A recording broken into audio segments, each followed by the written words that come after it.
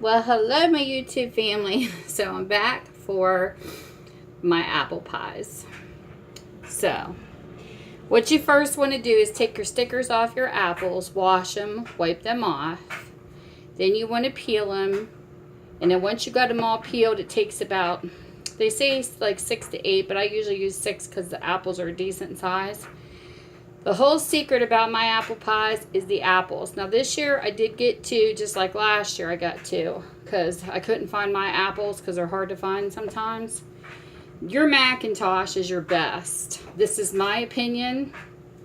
I made them with Granny Apple last year. To me, Granny Apple is a little bit more sour. So I just prefer Macintosh apples out of all of them. So this year I'm making 2 separate pies. One's organic apples, whatever that means, because I thought all apples were grown from trees, but I don't know. I mean, it didn't really have a label. It just said organic. So I bought those, and I bought 6 of the Macintosh, put them in separate bowls. They're sitting in the fridge right now, and it's really weird how the Granny Apple's tarty, but you have to add some lemon juice as part of the recipe. It's like 4 tablespoons, not heaping, just enough to fill the spoon. Put it on each set of apples and mix it up with your hands, and they're sitting in the fridge because we know when the air hits the apples, they turn brown real fast. So now getting on to the ingredients that I put into my pie, on my apples that is. 1/4 cup of brown sugar. Now, if this is copyrighted recipe, I don't know. So, this is just a recipe that I threw together on my own.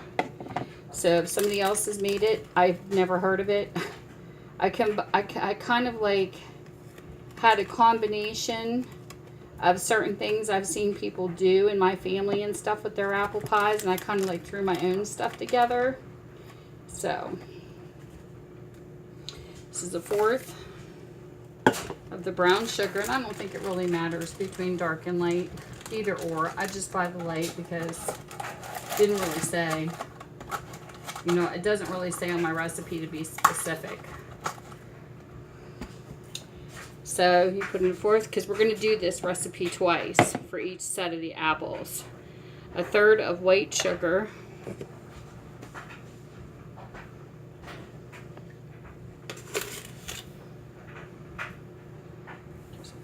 White sugar. And then we have 1/2 cup plus 2 tablespoons of flour. Get another tablespoon out. And the flour, it's not specific. I buy Kroger brand. It doesn't matter.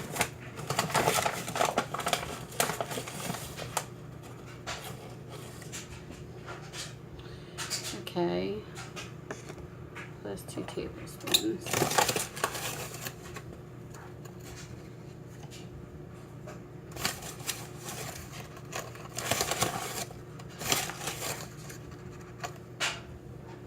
Okay, and then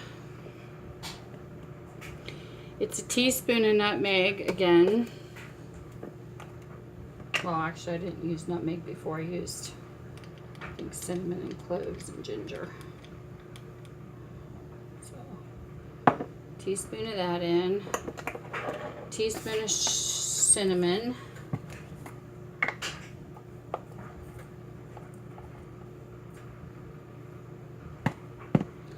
And then a 1/2 teaspoon of salt, which I'm gonna guess.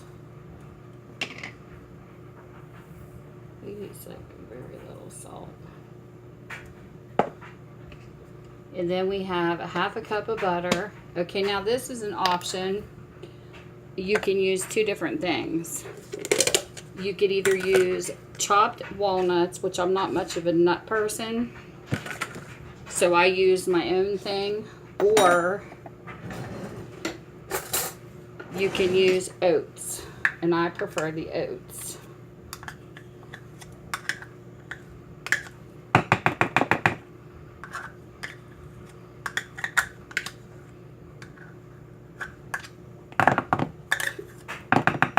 Okay.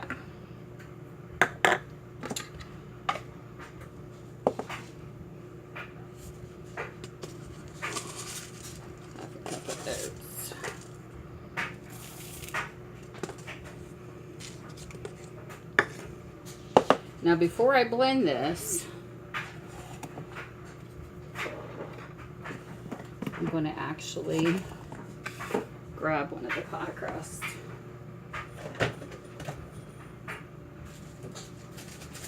And a lot of times, if you've noticed, you'll get pizzas and they'll say, you know, $4.75 and all this on your oven. I am such a picky person when it comes to how I cook. And I don't care what it is. I cook everything on 350.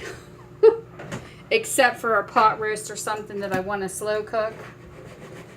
So here's my apples. Because to me, sometimes stuff gets burnt. And I don't like that.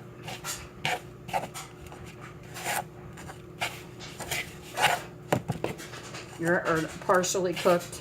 We're 350. If you say you see 475 for like 15 minutes, I would cook it on 350 for like 25 minutes. And that way it's more evenly cooked. I just like the 350 on my, as a cooking. I'm not a chef, but that's just my preference. So on this, we're going to take, I'm going to blend this with my hands to get it done faster.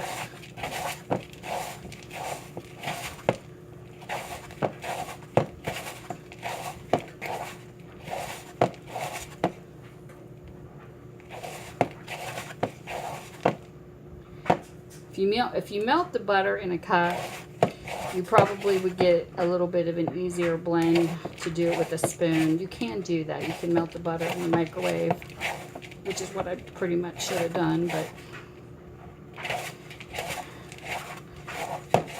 because, I mean, it's getting doughy, but it's just taking longer.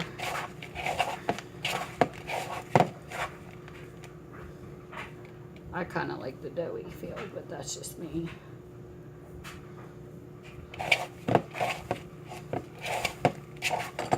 So anyway, this is what it looks like.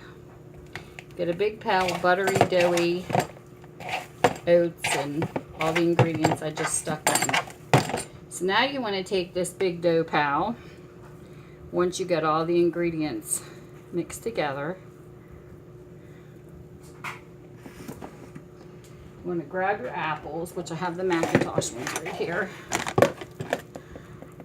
And you want to throw this whole contraption in with your apples. And then you want to blend your apples into the contraption that I just made.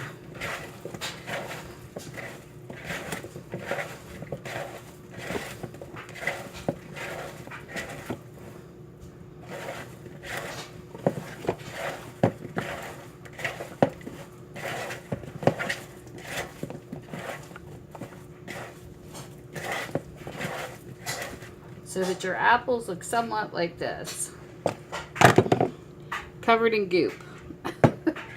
Then you want to take your apples and stick them into your pie crust like this. Make sure you evenly spread it out. Like I said, this is my recipe. This is what my family loves.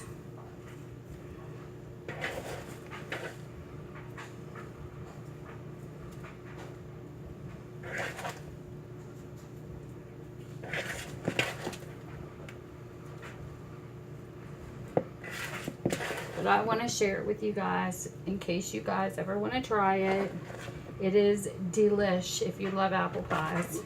And I'm not just saying it because it's my recipe. I am very picky. And the main thing I'm picky about is I cannot stand crunchy apples. When I eat an apple pie, I want my apples to melt in my mouth. So I'm really picky on that.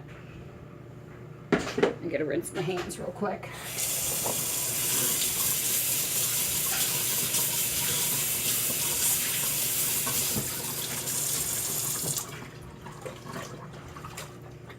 And I always keep a little bit of water with a little bit of Dawn bleach in it and regular Blue Dawn mixed together. That's the water I like to wash my dishes in. Okay. Now we need the topping. So I buy Pillsbury frozen crust for the bottom of the dish. And then I buy these because I make 2 of each for the top. So now these ones are nice because you can roll these out.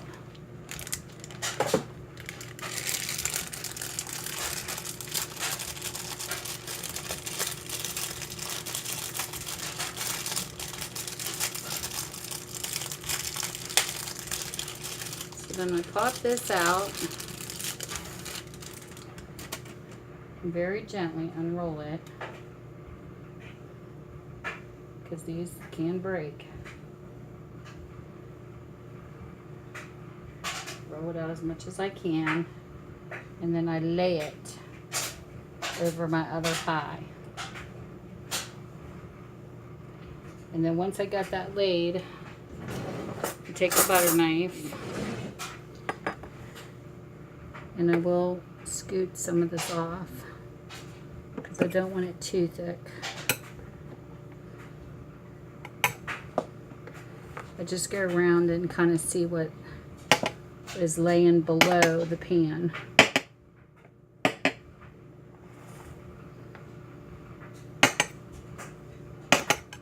And I do like to cook. I really don't want to do a cooking channel. This is like relaxation to me, but sometimes I might throw something in. Okay, now start the curl. It's already curled on the crust on the bottom, but when you're adding the top, you kind of want to seal the deal.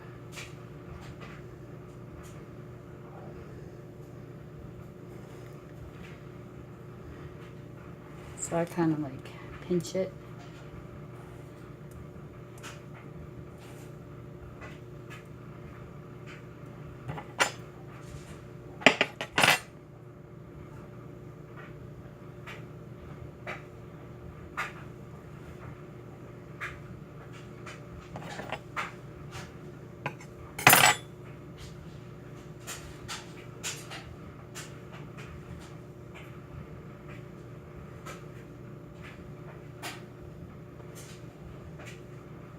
And if you have a lot of leftover dough, you can put like cinnamon and sugar and a little bit of butter, roll it out and make little cinnamon rolls so it don't go to waste. Okay, now what I do with the top of mine before I actually poke the fork holes, this is what it looks like. Wish you guys could see this.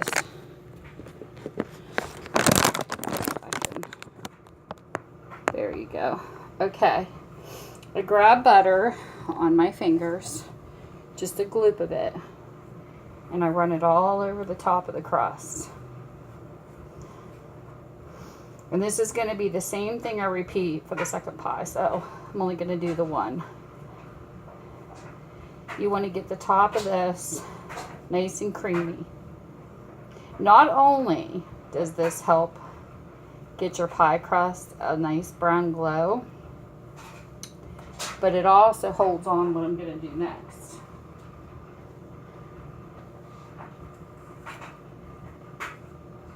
Which is take a little bit of sugar, put it in your fingers, and sprinkle it around. Some people might do this with a sifter. I do everything the long way. Across the top of the pie. Then I take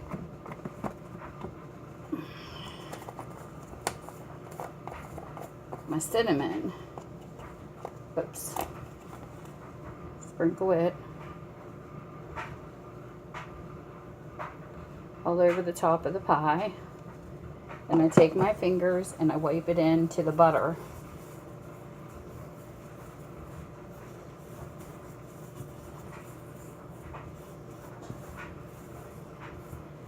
A little bit more to this side. Try to even out the look. Then when I'm done with that, I'm going to rinse my hands again. I take a fork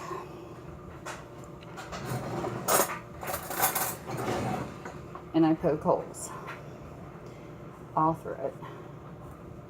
This lets the apples cook, the juices flow.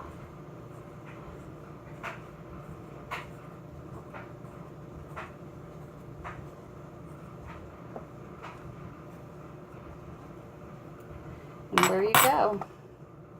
Apple pie. This will go in the oven. It'll sit on the same thing that I had the other 2 pies on. It'll cook for an hour.